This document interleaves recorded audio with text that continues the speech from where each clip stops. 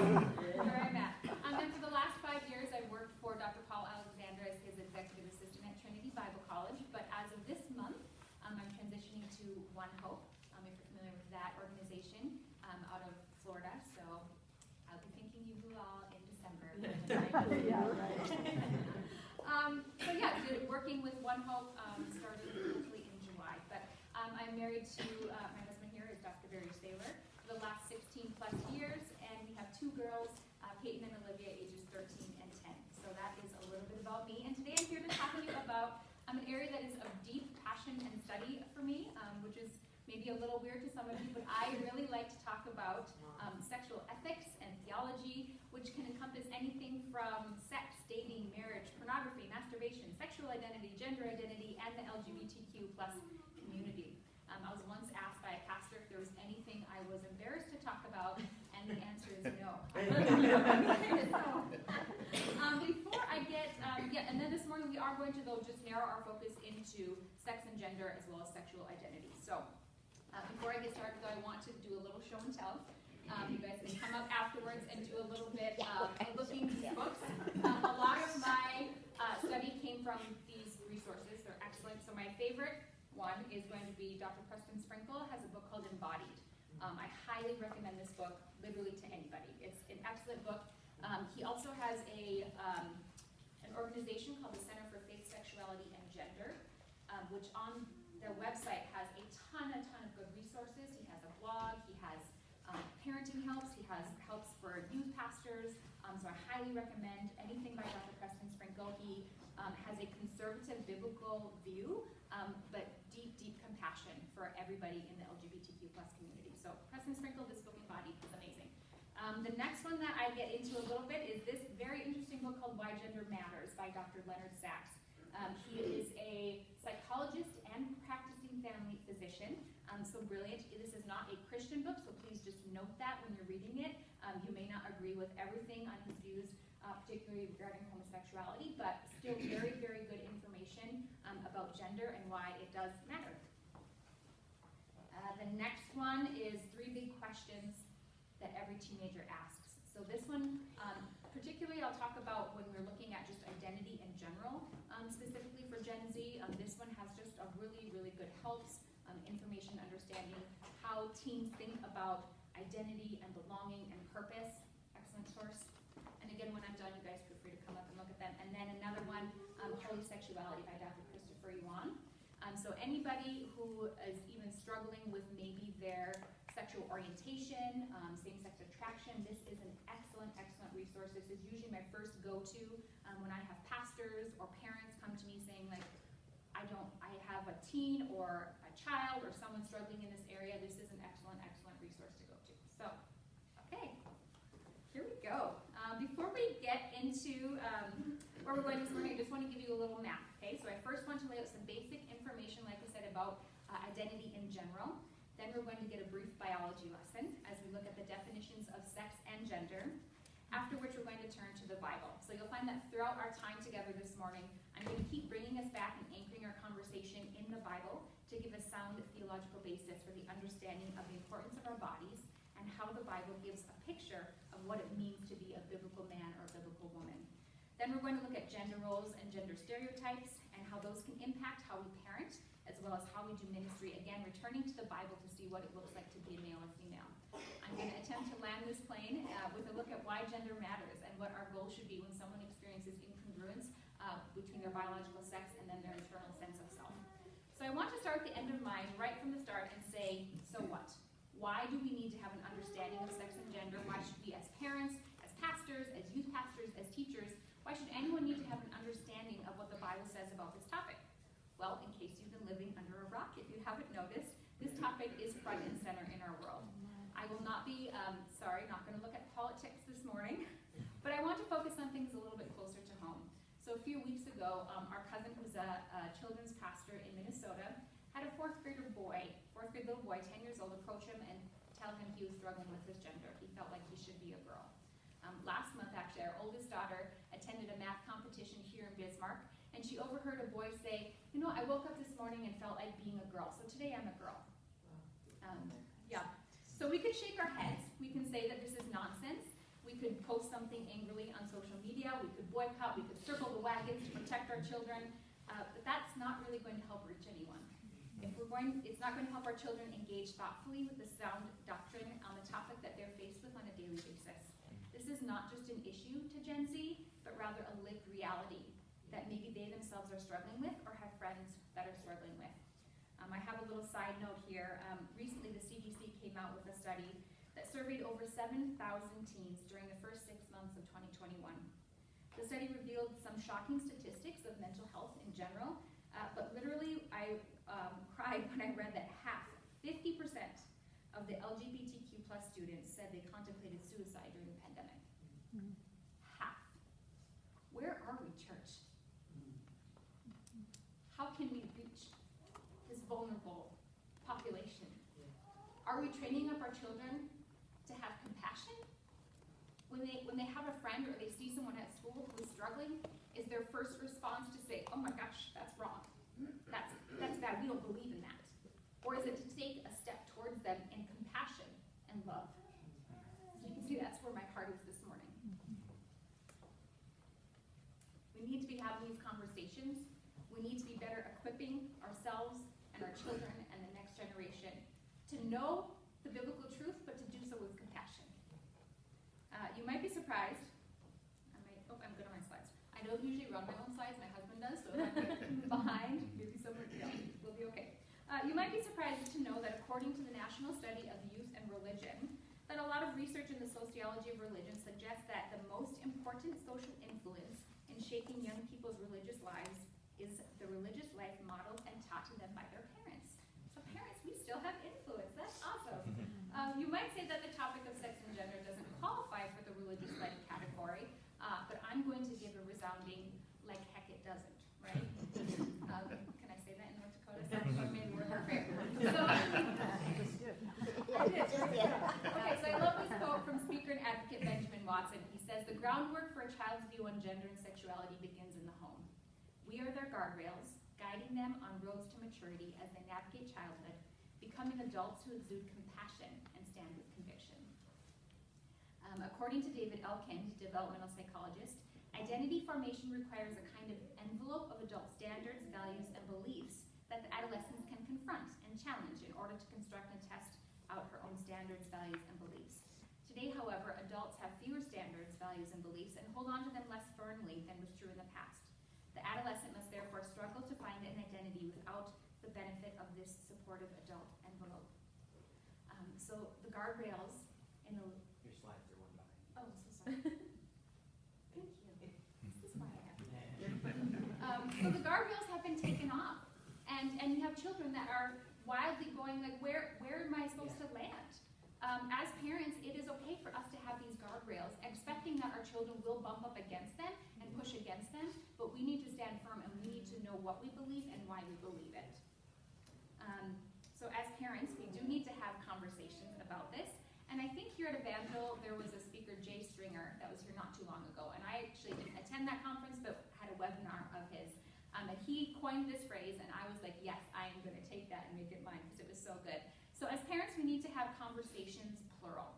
This is not just a one-time conversation. So instead of it thinking about having like one 100-minute conversation, right? Like we're going to sit down and we're going to have this talk, and then we're never going to talk about it again. So instead of that, you need to think of it as having 100 one-minute conversations. Okay, this is a topic that comes up a lot. I mean, it's in every television program, pretty much. It's out there. It happens at the playground. I mean, these are things that come up, and so you need to be ready and willing and able to enter in and have those sometimes messy conversations. So let's see here. Yes. According to the Global Youth Culture Study put out by One Hope, Gen Z has shown they need time to explore, unpack, and wrestle with the concept before they are willing to accept it and its implications into their lives. So identity cannot be separated from the process of forming it. We can't just tell our kids or our students who they are, because until they've walked the spirit-led journey of self-formation, they won't believe who they are. So it's a process. As parents, as youth pastors, the topic of sex and gender should be on the preaching calendar. The church, not culture, not the news, should be the go-to place to equip parents and guardians on this topic. So God created our bodies, and God created sex. So why aren't we talking about it? We should not shy away from this topic. I would love for the church to be the first place that parents turn to when dealing with these issues. But sadly, the church, and I'm talking about in general, the big C church overall, has not been seen as a safe place. I heard one Christian dad say that when kids come out of the closet, parents go into the closet. They don't know where to turn to. And I know I'm not talking about sexual identity today, but when it comes to gender identity, I found that the same thing applies. I can't tell you how many pastors, staff pastors, people in the church who have messaged me privately saying, like, my child is struggling with this and I don't know who to turn to. They don't feel safe to turn to anybody, even in their own churches. I had someone recently ask me why I thought that kids would even question their own gender or where that idea came from. And I think it's important to understand that almost every question young people ask finds its genesis in these big questions. So that's where this book here comes from. These three big questions: who am I? Where do I fit? And what difference can I make? And now these questions aren't just relevant for adolescents. I think they're relevant to all of us. Sometimes we may find ourselves even asking these questions. You know, who am I? Where do I fit? And what difference can I make? But for young people, these three big questions are really just at a constant rolling boil. The question of identity, of belonging, and of purpose. Now, if you haven't noticed, again, our culture has opened Pandora's box when it comes to identity. But without someone guiding you and helping you to understand, and maybe even wrestle with the truth that God made you, He made your body, and it is good, and it was made for a purpose, that your identity, again, is found in your Creator, then you can see how a young person who, again, doesn't have any of that guidance, a young person full of hormones with an underdeveloped prefrontal cortex, would maybe wake up one day and say, yeah, today I feel like I want to be a boy, or a girl, or a cat. But again, this process is a journey of spirit-led discovery that will likely not be as clean-cut as we would like. But I invite you to enter this messy space. Instead of avoiding conversations because you aren't sure how to have them, or if you should have them, let me assure you that yes, you should be having them. But I hope after this morning you feel a little better equipped to have those conversations. So let's dive in here with some basic definitions. The word sex and gender used to be synonyms. What could be said about sex could be said about gender. However, since the late 1960s, the terms sex and gender have been used to describe different aspects of the male and female experience. So let's look at biological sex here. This is just a little science lesson. A person is either biologically male or female based on the following four things: presence or absence of a Y chromosome, internal reproductive organs, external sexual anatomy, and endocrine systems that produce secondary sex characteristics. So again, basic science. It doesn't matter where on the political spectrum you fall, whether you're conservative or liberal, Republican or Democrat, this information is widely accepted. Male and female are categories of biological sex based on structures of reproduction. So despite what you may have heard or read, sex is not a social construct. But now we wade into the murky waters of gender. So conversations about gender are really the wild, wild west of scholarly debate, okay? But the most basic and widely agreed upon definition for gender is this: the psychological, social, and cultural aspects of being male or female. And that definition could be broken down further into gender identity, or one's internal sense of self, and gender role, which describes the social and cultural aspects of being male or female, sometimes referred to as masculinity or femininity. So as I stated earlier, I want to continually bring us back to the Bible. So we're going to look to see what the Bible has to say about the importance of our biological sex. And then we're going to discuss gender and what the Bible says about being a godly man or woman. So what does the Bible say about human nature and the importance of our biological sex? So first of all, we find that the body is essential to our image-bearing status. One of my favorite verses is Genesis 1:27. So in Genesis 1, the scriptures declare the most important, central, fundamental truth about human identity, that we are created in God's image. God created mankind in His own image. In the image of God, He created them. Male and female, He created them. And if we do a word study on image, we find that the Hebrew word tselem is for image, and it almost always refers to idols throughout the Old Testament. And what is an idol? An idol is a visible representation of an invisible deity. So the term essentially means a carved or hewn statue or copy of a non-physical being. So in Genesis 1, the statue or copy is humanity, and the non-physical being is Yahweh. We are God's idols, visible representations of God on earth. Now we're more than just physical bodies, but the term image here highlights our physical form. I think so often we forget that we are embodied beings. We are not just a spirit. We are not just a mind. We are not, I think, therefore I am. We are an embodied being. So it's so important. In essence, the most important statement about human nature highlights our embodied nature. And not just our embodied nature, but our sexed embodied nature. We bear God's image as male and female. So the second area I want to look at is found in Matthew 19. And here Jesus is in a debate with the Pharisees about divorce. And I know you're thinking we're not talking about divorce, but in this debate, he quotes Genesis 1:27 and 2:24 to repeat the creation's account's perspective on sex embodiment. It says, "Haven't you read," he replied, he being Jesus, "that at beginning the Creator made them male and female, and said, for this reason a man will leave his father and mother and be united to his wife, and the two will become one flesh." And so again, here we can say, so what? Well, I'm glad you asked. At the very least, Jesus considers God's original creation of male and female still to be normal thousands of years later.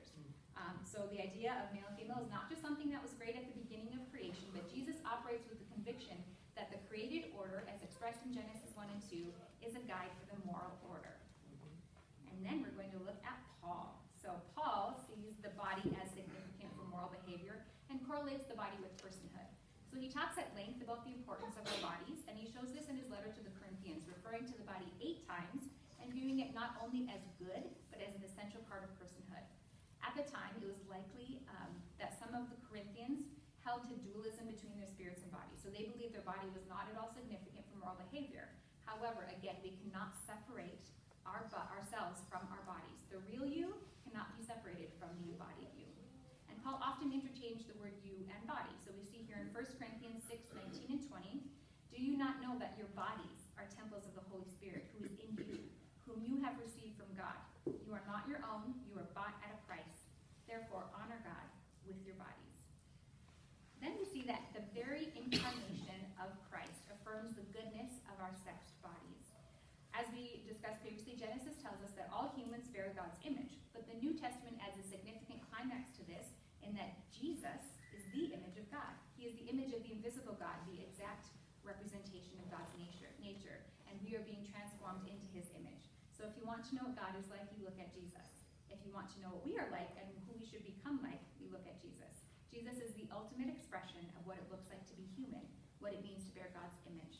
The fact that Jesus came in a sexed body challenges the notion that biology is irrelevant to identity.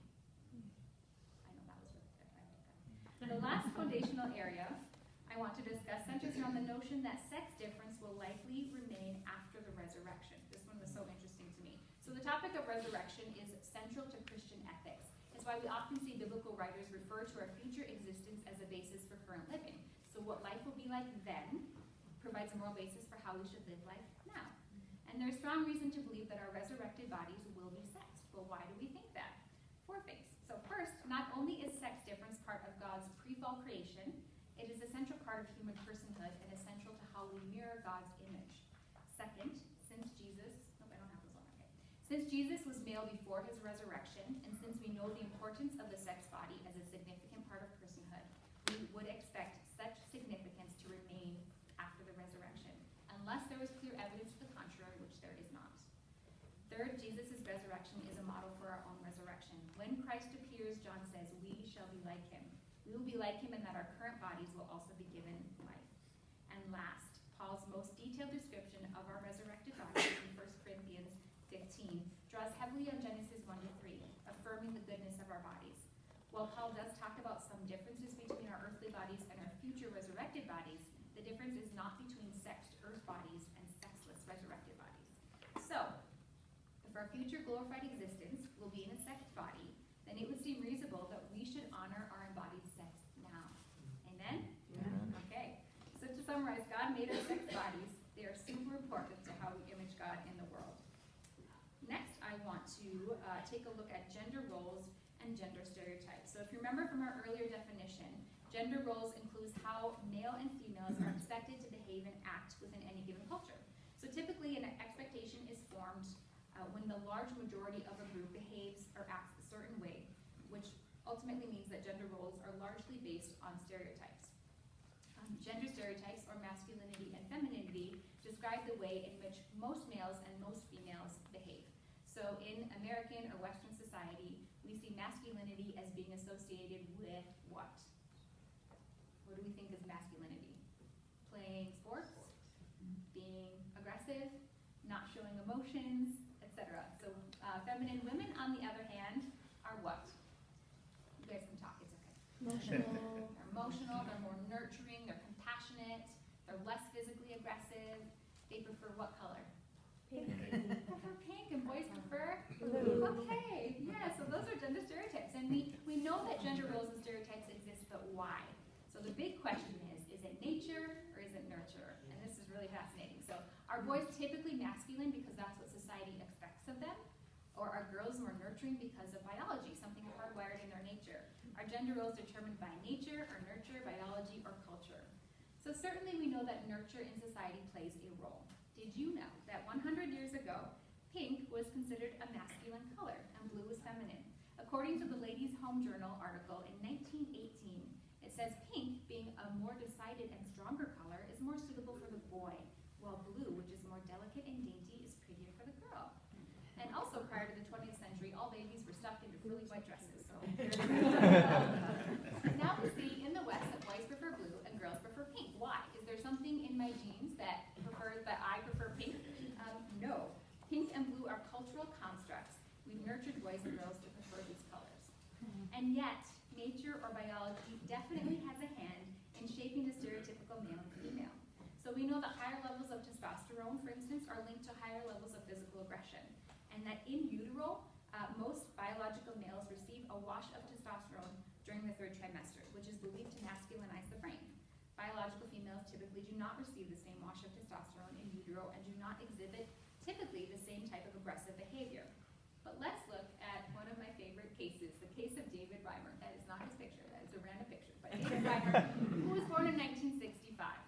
At 7 months old, David was the victim of a botched circumcision that irreparably damaged his penis. Since, according to the doctors, it's easier to make a hole than a pole, and since according to Dr. John Money, who advised the parents, he said that gender is just a social construct, so it's easier just to surgically transition him to a female and raise him as a female, which is what the parents did. David became Brenda, and she lived happily ever after, except that she didn't. Despite the parents' best efforts, Brenda could not be socialized into being a girl, despite believing she was one. David reported that he always felt like a boy trapped in a girl's body, and finally at the age of 14, Brenda couldn't take it any longer and said she wanted to transition to a boy. It was only then that his parents told him that you really were a boy. So Brenda took back the name David and lived as a male. So which is it? Is it nature? Is it nurture? Are gender roles hardwired, or are they socially constructed? Like most things in life, the answer is probably not an either or. It is a both and. A good case can be made for both nature and nurture, both interacting with one another to form our conceptions of masculinity and femininity. One thing, however, that can be agreed upon and should be noted is that gender roles are based on generalities and not absolutes. So we say things like males are more aggressive than females, but what we mean is that most males are more aggressive than most females. Now in our house, I have a very non-aggressive husband, and guess who's the aggressive one? I'm so thankful for my non-aggressive husband, okay?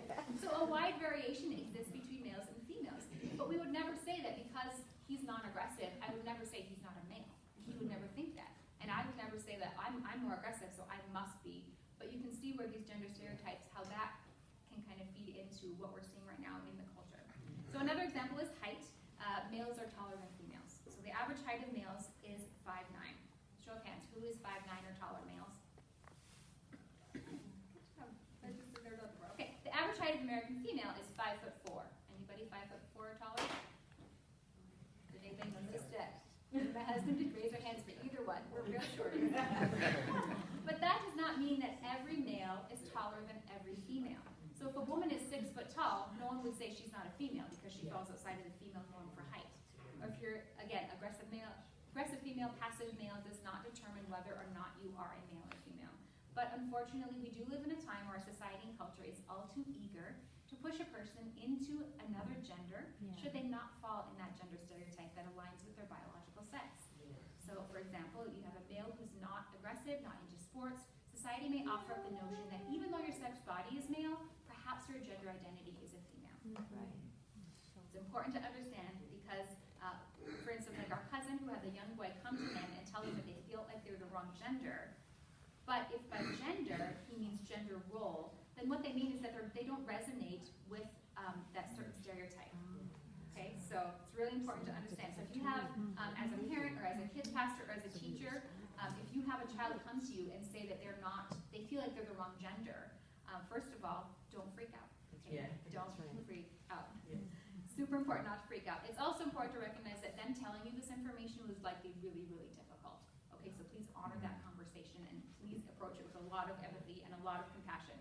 But I would honestly ask them to further clarify what they mean. Yes. If that space gives, if you have that time to have that conversation, because it's likely that they are pushing back against a certain male or female stereotype that they do not identify with.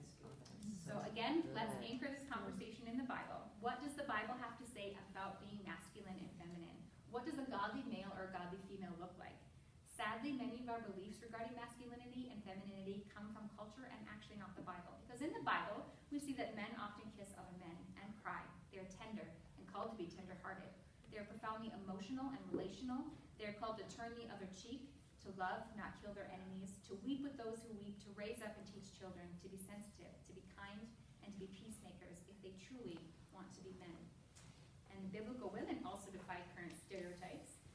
So the Proverbs 31 woman is an excellent wife who rises up early and provides food for her household, who makes bed coverings and linen garments. But then she taps into her entrepreneurial skills and sells those linen garments for profit after she considers a field and buys it. She's wise, hardworking, has strong arms, and engages in social justice in her spare time. I love that we find women in the Bible who did all sorts of things that weren't considered feminine. They fought battles, they won wars, sometimes by smashing tent pegs through skulls of men. Yes. We find that there are unmarried businesswomen like Lydia. They are fearless, like the 3 women named Mary who stood by Jesus at the cross with most of the men scattered. Again, most gender stereotypes come from culture and not the Bible. What a beautiful truth. I love that we can confidently take our young people to the Bible and see that men aren't commanded in the Bible to be masculine and women are not commanded to be feminine. They're both commanded to be godly. Gender stereotypes might fit the natural desires and experiences of many or even most males and females, but not all. Stereotypes are descriptions of how many men and women behave, but they are not biblical prescriptions for all. The fruit of the Spirit, for instance, doesn't have male and female fruit. It's just fruit.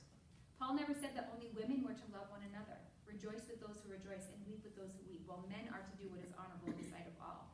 Almost every command in the New Testament is given to all believers, irrespective of sex. Yeah. The Bible is much more concerned that we be godly, not stereotypically masculine or feminine.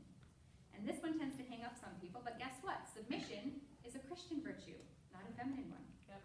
The Bible's primary invitation to every Christian is not to act more like a man or act more like a woman, but to act more like Jesus. Oh, see, I missed one. Act like Jesus. Okay. Now, I say all of that, but in the case of David Reimer, we see that there are, for the most part, hardwired differences in the ways that most boys and most girls behave and interpret the world. And it is so important for us to understand those differences in order to stop reinforcing gender stereotypes. So boys and girls are different, and it's important for us to change the environment and expand our understanding so those differences don't become limitations. So I'm going to use the tail end of this lecture to discuss these distinctions as we look at why gender differences do matter. And so that's where I really dive into this book here, Why Gender Matters by Dr. Leonard Sachs. And he says, the lack of awareness of gender differences has the unintended consequences of reinforcing gender stereotypes. So let's tell some stories here. This is a great story. Did you know that men and women, for the most part, have a difference in their sense of smell? And all the women said, yes, I did know. Okay. So there is a story that he shares, a true story of a husband and wife who went on vacation. And they turned the air conditioning off before they went, and they came home, turned it back on, and the wife was like, oh my gosh, something stinks. And the husband's like, I don't smell anything. She's like, no, something really stinks. She's like, searching everywhere. Like, what did we leave out? And she's thinking, something must have died in our air conditioning vent. Like, it stinks so bad. And it's just getting stronger to her. And the husband, meanwhile, is like, no, I don't smell anything. You're crazy. No, we need to bring someone in. We need to hire professionals to come in and clean under vents. And the husband's like, we are not shelling out money for this because there is nothing wrong. Okay, so they come and see their psychologist, Dr. Sachs, and Dr. Sachs tells the husband, like, your wife is not crazy. You need to hire someone. And he says to the wife, your husband's not trying to be a jerk. He literally cannot smell it. Okay, so a quick anatomy lesson. The olfactory bulb, located at the base of the brain, is the first stop for information about smells. Women have more cells in the olfactory bulb, 16.2 million in the average woman compared to 9.2 million in men. Isn't that interesting? Yes. Okay, so ladies, if you ever interact with a boy, a teen boy, let's say you have a son or a brother or a nephew, and his room stinks, okay? You don't need to say, like, what on earth is wrong with you? Why can you not smell this? Your room stinks so bad. He likely does not smell it. Okay, it would be better to ask him if he thinks his room smells bad, and if he says no, you can then explain that actually it does smell, but you can't smell it. So many implications here. And then you can explain, like, this is what good hygiene means, and even, okay, so. Next, the sense of hearing. Did you know that for the average boy to hear as well as the average girl, you need to speak about 8 decibels more loudly? That is about 3 volume clicks on the average car radio. So, and the implications on this, again, are many. So you think about in an average classroom or in an average kids church classroom, if you have a boy sitting way at the back and seems really unengaged, and you have a female speaker who thinks that she's speaking at a normal volume, there's a likely chance that he's just not hearing you that well. Okay, so he shares about a boy in a classroom that the teacher recommended him for some ADHD medication because he was just in the back and he was in his own world. Well, a simpler solution would be just to move him closer to the teacher. Yeah. Just because, again, the teacher did not understand that boys do not hear as well as the average girl. Another story was there was a teen daughter and her dad, and the teen daughter just completely ignored her dad, would go to her room, shut the door, didn't want to ever have a conversation with him because to her dad was shouting all the time. Dad is so loud, I can't even. And so Dr. Sachs is able to explain to the dad that you just need to consciously bring your voice down because she's more sensitive. And as with age, our hearing goes in. So the dad was way loud. And when he was able to do that, the daughter was like, wow, my dad can have a normal conversation. And she started having more conversations with her dad. So isn't that fascinating? The last one I'm going to talk about is speeding. Do you know what happens when you give girls and boys blank pieces of paper and a box of crayons and ask them to draw whatever they want? Studies around the world, this is the same, it's so interesting, have shown that girls are more likely to draw trees, flowers, pets with lots of color, lots of facial features, but the majority of boys drew pictures that were quite different. They like to draw scenes of action at a moment of a dynamic change. So a monster eating an alien or a rocket smashing into a planet. Human figures, if present, are often stick figures, lacking eyes, mouth, hair, clothes. And again, my favorite question is, well, so what? Well, if we expect boys to draw with colorful detail, then the result is that boys will disengage from visual arts. Okay, so if we as an educator, think of a teacher in a classroom and you have a boy and a girl drawing, and you're saying what? Johnny, you need to add facial features. Why can't you draw more like Susie? What he's hearing is why do you have to be the way that you are? I know. So again, understanding how differences of gender can help us not to reinforce the gender stereotypes that drawing is just for girls, right? No, we just don't understand that boys draw differently. So instead we encourage boys and say, tell me more about your picture. Let's add a story to this action. What else can we add, right? Yes. So again, the lack of awareness of gender differences has the unintended consequence of reinforcing gender stereotypes. So those are just a few examples of the way that our biological sex comes into play. And there's so many other differences. Dr. Sachs goes into differences in the way that boys and girls engage in risky behavior. Oh, I did that one. Yeah, look, there's that one. Sorry. So risky behavior, aggression, how they approach school, as well as friendship relationships, their approach to drugs and alcohol, social media, and video game. For the most part, boys and girls do approach all of these areas differently. So even thinking about friend interactions, a lot of times boys prefer to have a shoulder-to-shoulder interaction with other boys, right? They want to sit by each other and watch a game. Whereas girls, we want to have like a face-to-face, we just want to talk, we don't care what's going on, we just want to talk and have that, right? But as we look to better parent and minister to boys and girls, it's important that we're aware of these differences, again, not to pigeonhole them into how this is how a boy behaves, this is how a girl behaves, but understanding the differences can really help us ensure that we're not perpetuating the cycle. So I'm going to hopefully not step on any toes here, but we're going to talk a little bit about ministry implications here, because how many of us have ever been to like a women's retreat or a men's retreat or a girls' event or a boys' event? Okay, so at women's retreats, what do we have? Flowers. Yes, we're going to go to the spa. What are we eating? Dainty Salads. Things and salads. Okay, no, there's nothing wrong. I enjoy the spa. There's like nothing wrong with that. Yeah. But imagine now if you did not resonate with that gender norm, with that stereotype. Would you feel welcome to come? Would that be really comfortable for you? Probably not. If you're a man, what do they have at men's retreats? Meat. Beef jerky. Meat, they have bread, they're going to smash a car, they're going to light things on fire, I don't know. So if you're a non-aggressive male, is that going to be super comfortable for you to go? Maybe you're just going to push yourself and go anyway, but if you're a newer believer even, or if you're new to a church, and like that's what they're like, we're going to come to this men's retreat, and you're like, I already feel like an outsider, that's going to make it worse. Okay, so now let's take it to women's ministry, or kids ministries. I've been to lots of kids camps, I love kids camp, but every girls session I sat in, hey girls, we're going to paint this picture, and we're going to talk about how God thinks you're pretty. God thinks you're beautiful. We're going to do our nails, we're going to make lip gloss, and let's talk about how you're beautiful to God. Okay, now is there anything inherently wrong with that? No. God does think we're beautiful. I like lip gloss and nails, but what are the boys out there doing? They're learning how to build a fire and shoot a bow and arrow. Okay? And I had a little girl come through the line as I'm painting her nails, and she goes, how come the boys get to do the fun stuff? And my mind was like, I know. I like lighting things on fire. Okay, so, but again, as the church, everything we are doing is telling them something about God. Okay, so if you are a little girl, you're coming in and you're thinking, wow, this is all that God thinks of me is that I'm pretty and maybe I should paint my nails. There's so much more. And so you do not have to throw the baby out the bathwater. I'm not saying we have to get rid of girls and boys ministries, but I really, really want us to think about it a little differently. How can we include everybody?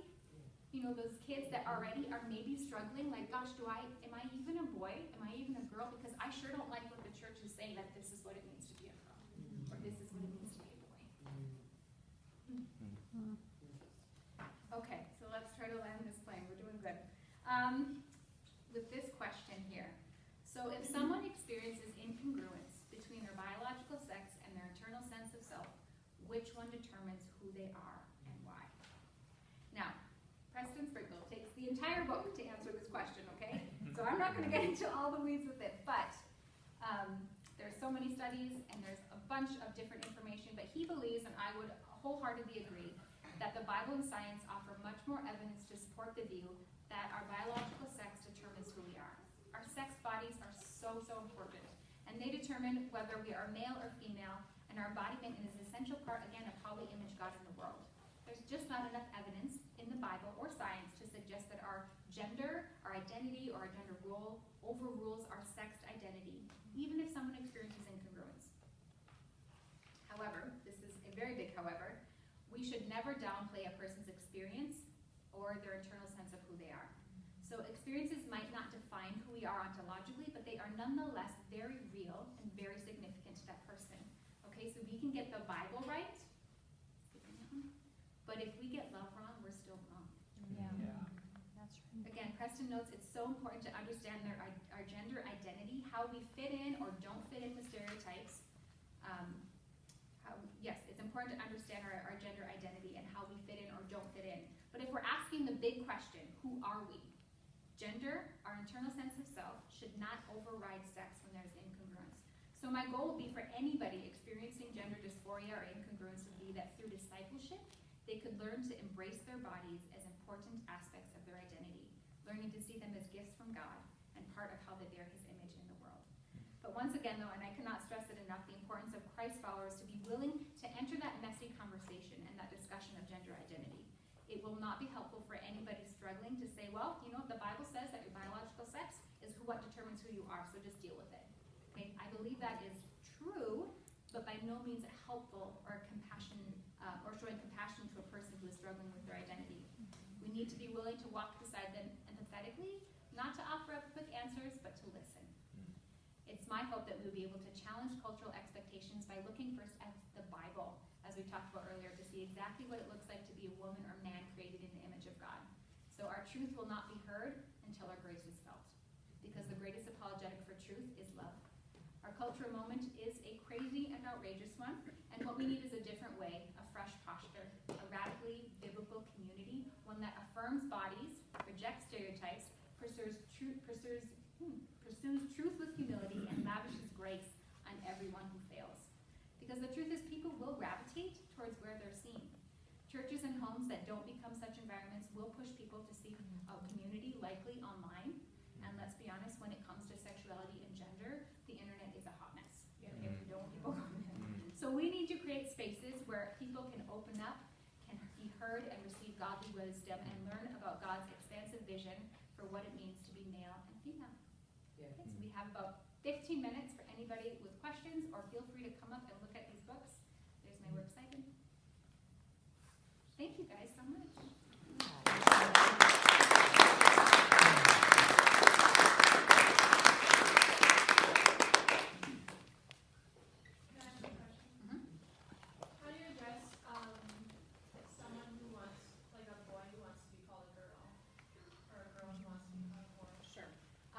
There are some really, and this book covers there are kind of two viewing or varying thoughts on this, and there's a lot of nuanced discussion. Actually, I think me and my husband don't even fall on the same category, so I don't want to say there's a right and a wrong way. I would say as a parent, you uphold their biological sex. So if I had a girl and she wants to be called a boy, I'm sorry, I'm going to call you a girl. As your parent, that is what I will do. I fall more in the area, I will always fall heavy towards the side of compassion. So I see it as an olive branch, as a way of saying, like, if this is what I can help make you feel comfortable in the fact that I want to build a relationship with you. Okay, so if you ask me to call you a girl and you're a boy, if I say like, oh, sorry, no, that automatically to me puts up a wall that I'm not even willing to enter into their space. And so, again, I would personally be fall on the more gracious side and say, like, yes, I will call you that because I love and respect you, but hoping to build on that relationship to dive deeper into that. Does that make sense? Yeah. So again, there are varying views because people will say, like, but that's actually like perpetuating the lie, right? And so I understand that, but again, I just see it as a way that, like, if I'm just going to, like, in their face say, like, oh, no, sorry, that just to me puts a wall up right away. And I want to build a relationship with that person and to hopefully be able to speak truth into them. But, yeah, good question. Question? Yes. So when many of us grew up, we didn't have access to, you know, this wasn't a big topic of conversation. Sure. We didn't have phones and YouTube and Disney. And so now we have all of these political organizations, Hollywood, Disney, kids with their iPhones and whatnot. I think we'd have to assume that kids are being exposed to pornography and everything that we just talked about at a very young age. So how would you navigate speaking to kids about stuff that they're probably already exposed to that we would think, well, we're just going to shelter them from this and not talk to them about it, but they're already exposed to it. Absolutely. Yeah. So again, getting back to those 1-minute conversations, right? So at our house, we talk about things very openly and very, very often. So when they're young, and again, everything considered like age appropriate, right? So I'm not going to talk to my 4-year-old about pornography, but if they have access to a device, we will talk about what bad pictures are, and we will talk about what that is. So my idea is that, yes, I want to have a lot of influence and teach my children discernment, because as they get older, I want to loosen my grip. And I see a lot of parents say, like, oh my gosh, now they're like teenager, now I have to shelter and I have to protect them for all these things. When actually, no, you start very, very young. You start talking about even little toddlers, you can talk about the goodness of their bodies, right? Like, so important, like, your body is so good, God made your body so, so good. So those conversations, but then again, yes, I'm teaching your children discernment. Now, when our girls were little, if there was a show that had content that we didn't approve, then we just wouldn't watch it. Okay, but now they're older, and I want to teach them discernment. So if there's a character, a homosexual character on the show, we will talk about it, and we will talk. I mean, is the whole show about that character? Then maybe we don't need to be watching it. Same with books. My daughter was reading a book and it had a gay dragon. Okay, what? So is the whole book surrounded about this character and that struggle? Because then maybe that's not something we want to engage with. But are they going to run into someone struggling with that in school? Absolutely. So we're going to talk about it now, and we're going to talk about the truth, and we're going to talk about what we believe, but we're going to do so with a posture of compassion, so that when they interact with that person, that again, they're not just like, oh no, mom and dad say that we boycott that, right? That's not what we want to teach our children. I want to teach my children to be able to discern whatever comes, again, through all media, through books, through TV, Disney or no Disney, that's your call. But again, we also watch all the shows our children are watching. We're sitting down with them. We have very strict guidelines when it comes to the internet use. We don't allow internet behind closed doors. We don't allow, we could get into all of those things. But yes, I think having those conversations and teaching discernment is so important, because again, when my kids reach 18, I want them to be able to go out into the world and to have that discernment already put in, so that when they come across something, they can say, like, you know what, like my daughter said, like, you know what, Mom, this book with the gay dragon, I thought it was just like now they're the main character and I'm not going to read this book. Okay, that's great. So should I answer your question?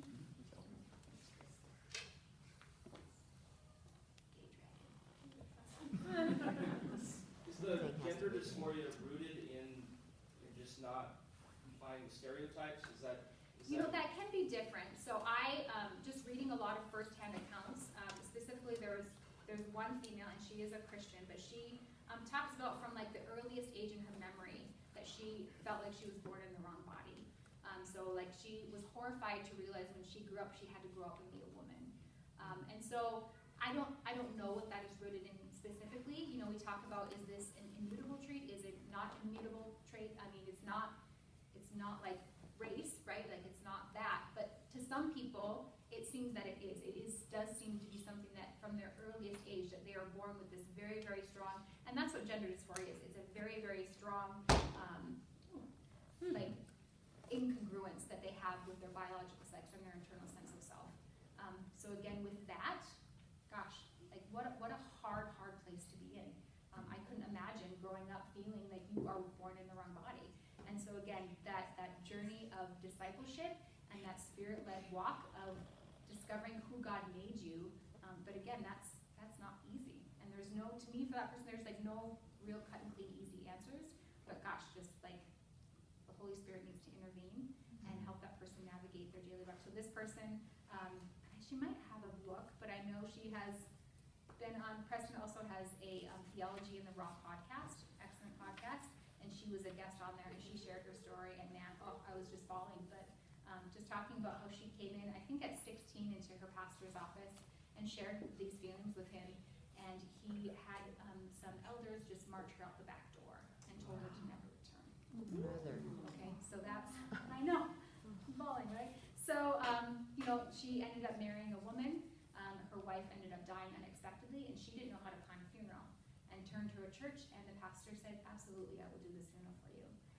And then through relationship with this woman, and she was able to ask hard questions, but he was able to just build a relationship with her and show her love, and took her in as part of his family, and included her on things.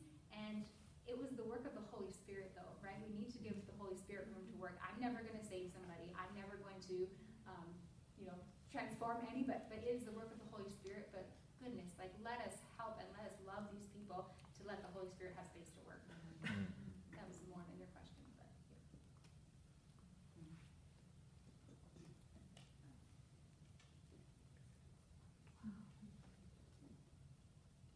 So is it a myth that a lot of gender dysphoria is rooted in abuse? I don't know that it's a myth per se. You do see a lot of cases, and I don't know that I see it so much with gender dysphoria as maybe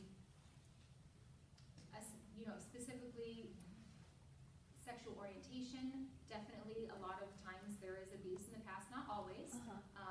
But yes, I wouldn't call it a myth, Okay. but we can't say like, oh, 100% like that person's experiencing that because they were abused. Like that's not accurate, but.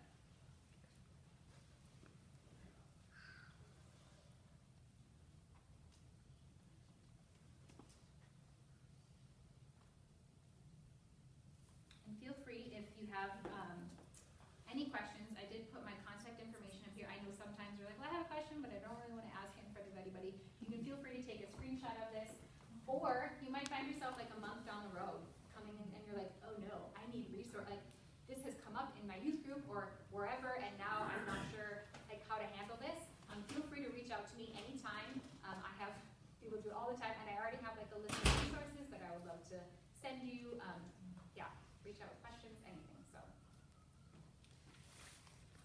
Out of curiosity, this is less, but just because it's something that I think a lot of the youth pastors, especially, we're trying to get more understanding of, just because personal experience with things that we have to deal with the youth stuff. What got you invested into this topic, and like what were the things that really stirred you to like research this more to become? Such a good question. Yeah.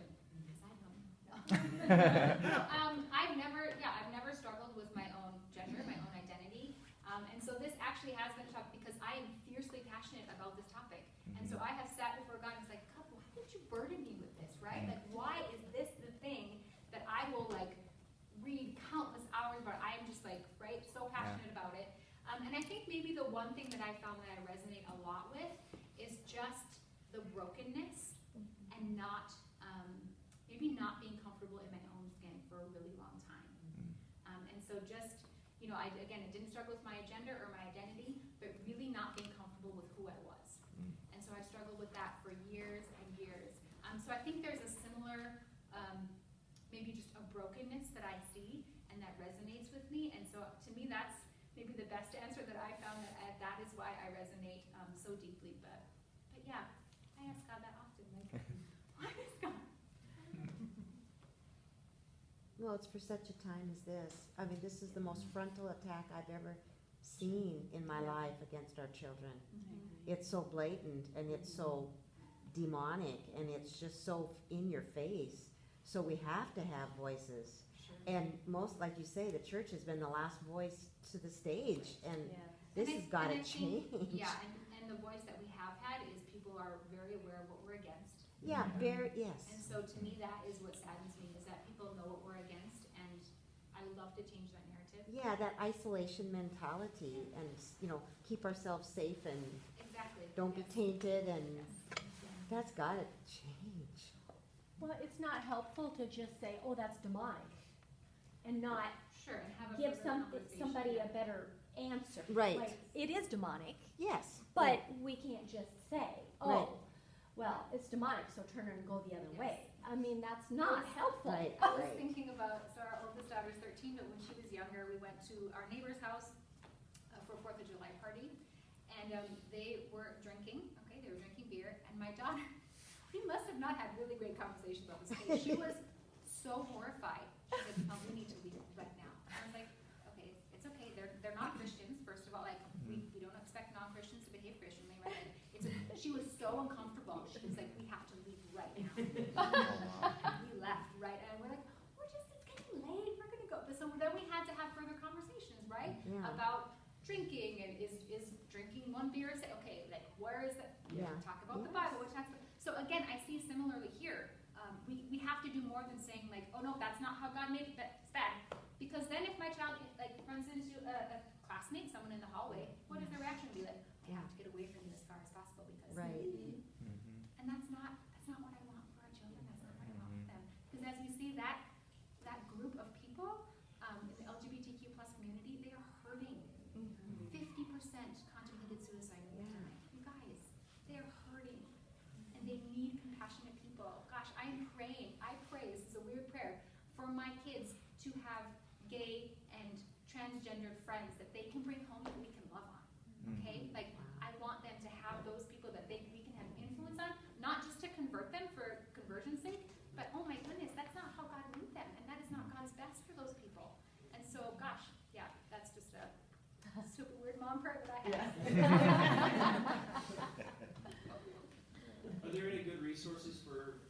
groups, like, say, middle school and up, that you could recommend?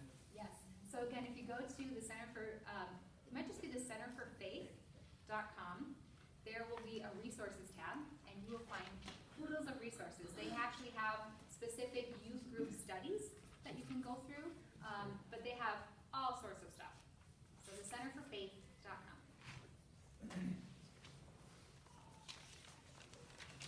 Are there resources to give a teen that's struggling? Yes, I believe, if you don't find it there, just message me, and I can surely find something for you. I'm trying to think, I usually end up in a rabbit hole. I start on that site, and I go to resources, and then I'm like, oh, this is another page, and then I go to resources, and so I know I've come across, I really do think that they would have something there for teens specifically. They have like a teen study. There's also a bunch of, you guys, there's amazing pastoral papers is what they call them, but they're really articles written. They're so good. So centerforfaith.com.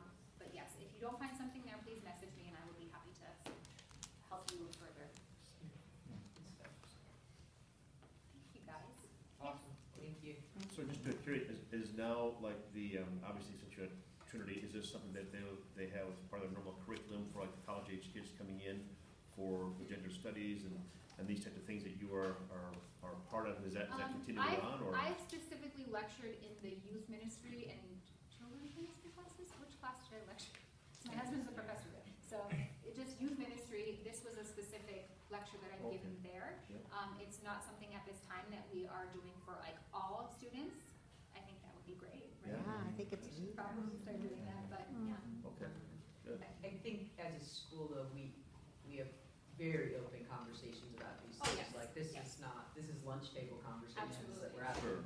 Yes. as a community. So I do think it's a good place that we're having, this stuff is not off the table. We're not just sweeping under the rug. So our students are coming out having had conversations. They're not all gonna be as brilliant as Jess.